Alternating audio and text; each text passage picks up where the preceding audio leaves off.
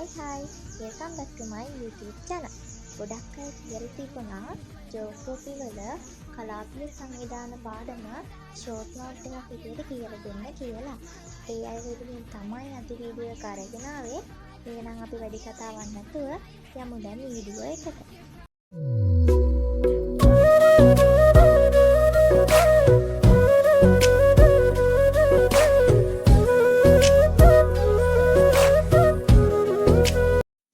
මම ඔයාලට දැන් කලාපීය සංවිධාන පාඩම සරලව පැහැදිලි කිරීමක් කරන්නම්. ඔයාලා කොළ ටිකක් අරගෙන මේක ෂෝට් නෝට් එකක් විදියට සටහන් කරගන්න. භූගෝලය අතින් බොහෝ දුරට සමාන ප්‍රදේශ තමයි කලාප ලෙස හඳුන්වන්නේ. උදාහරණ බටහිර යුරෝපය, අග්නිදිග ආසියාව, නැගෙනහිර ආසියාව සහ දකුණු ඇමරිකාව වගේ අපට ගන්න පුළුවන්. විෂය නිර්දේශයට අනුව කලාපීය සංවිධාන 3ක් කතා කරන්න තියෙනවා. පළවෙනි එක තමයි සාක් සංවිධානය, දෙවෙනි එක තමයි අග්නිදිග ආසියානු සංගමය, තුන්වෙනි එක යුරෝපා සංගමය. ඔයාලා පළවෙනි එක කියලා දාලා සාක් සංවිධානය කියලා ලියා ගන්න. ඊට පස්සේ ඒ යටතේ තරු ලකුණු දාලා මේ විදිහට ලියාගෙන පහළට යන්න. 1985 දකුණු ආසියානු රටවල් 7ක් එක්ව පිහිටුවාගත් සංවිධානයක් ලෙස සාක් සංවිධානය පෙන්වා දිය හැකිය. සියාවුර් රහමාන් විසින් මෙය පිහිටුවන ලදී. ඉදිරිපත් කළ ප්‍රකාශයක් ලෙස නව දිල්ලි ප්‍රකාශය පෙන්වා දීමට හැකියාව ලැබේ. ඒ ප්‍රකාශය ඔයාලට MCQ වලට එහෙම අහන්න පුළුවන්. ඒ නිසා highlight කරලා තියාගන්න. නිල වශයෙන් ආරම්භ වූයේ 1985 දෙසැම්බර් වල බංගලාදේශයේ ඩැකා වලදී බව මෙහිදී සඳහන් කිරීමට හැකියාව ලැබේ. ආරම්භක සමාජිකයෝ විදිහට බංගලාදේශය, ඉන්දියාව, නේපාලය, ශ්‍රී ලංකාව, භූතානය සහ මාලදීවයින වගේ රටවල් ගන්න පුළුවන්. 2007 වසරේදී ඇෆ්ගනිස්තානයත් මේකේ සමාජිකයන් බවට පත් වුණා. සාක් සංවිධානයේ අරමුණු හා කාර්ය ගැන කතා කරොත් පළවෙනි එක කලාපීය ජනතාවගේ ජීවන තත්ත්වය ඉහළ නැංවීමෙන් දිළිඳුකම තුරන් කිරීම. දෙවැනි එක ත්‍රස්තවාදය වැළැක්වීමට තීරණ හා ගිවිසුම් ක්‍රියාත්මක කිරීම. තුන්වෙනි එක වෙළඳ ගැටලු අවම කිරීම. සාක් සංවිධානය මුහුණ දෙන ගැටලු හෙවත් අභියෝග ගැන කතා කරොත් පළවෙනි එක අපේක්ෂා කළ සහයෝගීතාවය බිඳ වැටීම. දෙවෙනි එක ඇතැම් රටවල් ස්වාධීනව කටයුතු කිරීමට පෙළඹීම.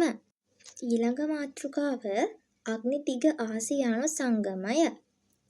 1967 අගෝස්තුවල තායිලන්තයේ බැංකොක් නගරයේ ආරම්භක සමාජිකයන් 5ක් මැදිහත් වීමෙන් මෙය ආරම්භ වී තිබේ. ඉන්දුනීසියාව, පිලිපීනය, තායිලන්තය, මැලේසියාව හා සිංගප්පූරුව ලෙස එම ආරම්භක සමාජිකයන් පෙන්වා දීමට හැකියාව ලැබේ. මීට අමතරව සවත් සමාජිකයන් මේකට සම්බන්ධ වෙලා තියෙනවා. වියට්නාමය, මියන්මාරය, කාම්බෝජය, ලාओසය වගේ රටවල් සමාජිකයන් මේකට සහභාගී වෙලා තියෙනවා.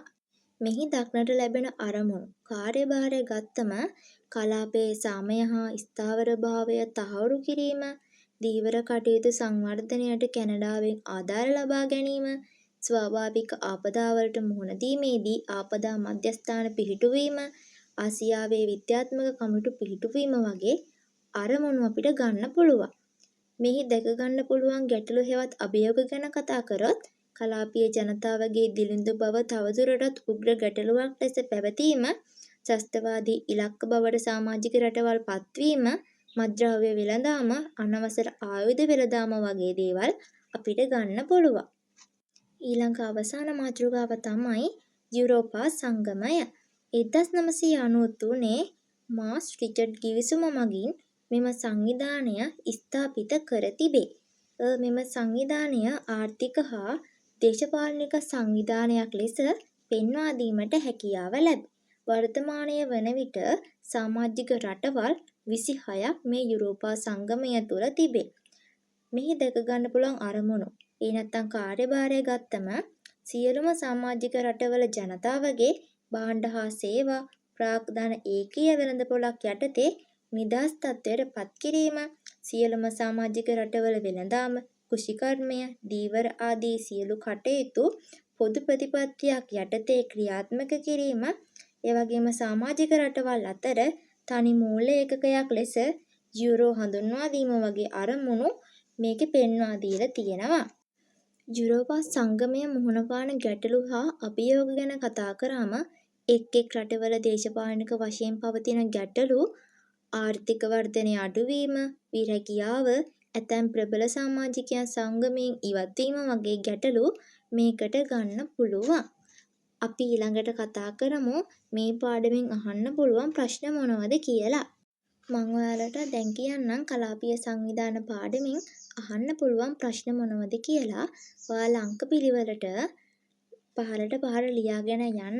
ඔයාලා අලුත් කොලයක් ගන්නවා නම් හොඳයි කියලා මම හිතනවා. එතකොට ඔයාලට ප්‍රශ්න ටික වෙනම බලා ගන්න පුළුවන්. පළවෙනි ප්‍රශ්නය යුරෝපා සංගමයේ සමාජික රටවල් 4ක් නම් කරන්න. දෙවැනි ප්‍රශ්නය යුරෝපා සංගමයේ අරමුණු 3ක් කෙටියෙන් පැහැදිලි කරන්න. තුන්වෙනි ප්‍රශ්නය යුරෝපා සංගමය මුහුණ දෙන ගැටලු 3ක් කෙටියෙන් සාකච්ඡා කරන්න. හතරවෙනි ප්‍රශ්නය ශ්‍රී ලංකා යුරෝපා සංගමය සමග සබඳතා පැවැත්වීම මගින් භුක්ති විඳින ප්‍රතිලාභ 3ක් පැහැදිලි කරන්න. පස්වෙනි ප්‍රශ්නය සාක් සංවිධානයේ සමාජික රටවල් නම් කරන්න.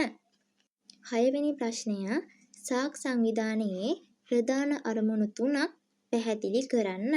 හත්වෙනි ප්‍රශ්නය සාක් සංවිධානයේ සමාජිකයෙකු වීමෙන් රටක් භුක්ති විඳින ප්‍රයෝජන 4ක් විස්තර කරන්න. අටවෙනි ප්‍රශ්නය කලාපයක් යනුවෙන් අදහස් කරන්නේ කුමක්ද? නවවෙනි ප්‍රශ්නය කලාපීය සංවිධානයක් යනුවෙන් අදහස් කරන්නේ කුමක්ද? 10වෙනි ප්‍රශ්නය කලාපීය සංවිධාන පිහිටුවා ගැනීමේ පොදු අරමුණු 3ක් විස්තර කරන්න. 11වෙනි ප්‍රශ්නය සාක් සංවිධානයේ කලාපීය රටවල විදේශ ඇමතිවරුන්ගේ මූලික සාකච්ඡාවකදී සහයෝගීතාව පළ කිරීමට එකඟ වූ Just a quick reminder that you're doing amazing. It's okay if things don't always go as planned, because every day is a chance to learn and grow. Sometimes life feels hard, but remember, you have everything inside you to handle it. Even small steps are steps in the right direction. තුනක් විස්තර කරන්න. 15වෙනි ප්‍රශ්නය අග්නිදිග ආසියානු සංගමයේ ආරම්භක රටවල් 5 නම් කරන්න.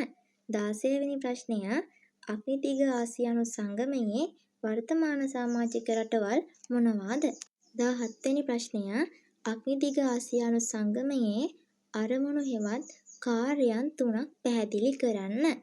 18වෙනි ප්‍රශ්නය අග්නිදිග ආසියානු සංගමය මුහුණ දෙන ගැටලු 3ක් විස්තර කරන්න. 19වෙනි ප්‍රශ්නය යුරෝපා සංගමය ස්ථාපිත කළේ කුමන ගිවිසුමක් හරහාද? 20වෙනි ප්‍රශ්නය යුරෝපා සංගමයේ ආරම්භක සමාජීය රටවල් 6 නම් කරන්න. 21 වන ප්‍රශ්නය යුරෝපා සංගමයේ වර්තමාන සමාජික රටවල් 4 නම් කරන්න. 22 වෙනි ප්‍රශ්නය යුරෝපා සංගමයේ අරමුණු හෙවත් කාර්යයන් කරුණු 3ක් ඔස්සේ පැහැදිලි කරන්න. 23 වන ප්‍රශ්නය යුරෝපා සංගමය මුහුණ දෙන ගැටලු හෙවත් අභියෝග 3ක් කරුණු 3ක් මගින් පැහැදිලි කරන්න. 24 වෙනි ප්‍රශ්නය කලාපීය සංවිධාන පිහිටුවා ගැනීමේදී ඇතිවන පොදු ගැටලු 3ක් පැහැදිලි කරන්න. 25 වන ප්‍රශ්නය වර්තමානයේදී සාක් සංවිධානය මුහුණ පාන ගැටලු 3ක් සාකච්ඡා කරන්න. මම ඔයාලට සමස්ත පාඩමෙන්ම අහන්න පුළුවන් ප්‍රශ්න මොනවද කියලා දැන් කිව්වා. මම හිතනවා මේ පාඩම පිළිබඳව පුංචි හරි ගැටලුවක් තිබුණා නම් ඒ ටික හරියන්න ඇති කියලා. මම හිතනවා අද වීඩියෝ එක ඔයාලට ගොඩක් වැදගත් වෙන්න ඇති කියලා. පටන් ගත්තපු වෙලේ ඉඳන් අවසන් වෙනකන් අහන් ඉඳපු බලන් ඉඳපු ඔයාලා හැමෝටම ගොඩක් ස්තුතියි. ඒ වගේම මගේ channel එකට අලුත් කෙනෙක් නම් subscribe කරලා නොදන්න යාළුවෙක්ටත් ෂෙයා කරලා දෙන්න කියලා ආදරයෙන් මතක් කරනවා.